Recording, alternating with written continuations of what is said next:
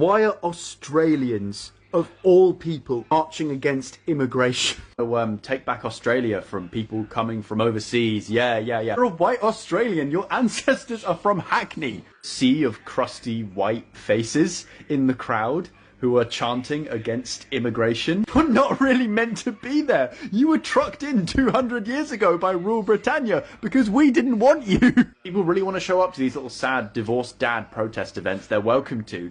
But Australians?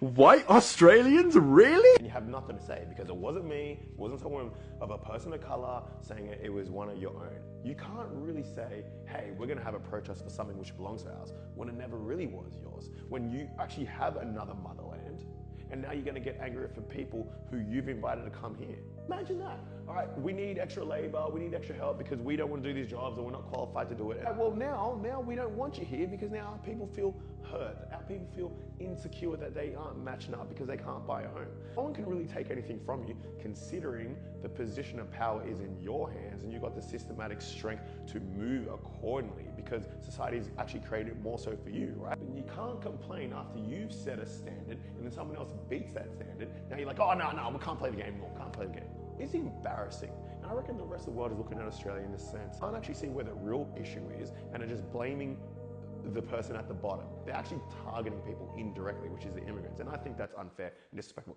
Let's be honest, that's not the Australian way, isn't it? You wouldn't like it if we did that. You wouldn't like a whole bunch of black people be like, man, get out of our continent of Africa. You don't belong here and you've stolen everything. We would have more of a right to say that to you than you have to say that to us when we are coming to you legally after you've taken what is ours and benefited your nation for what it is right now.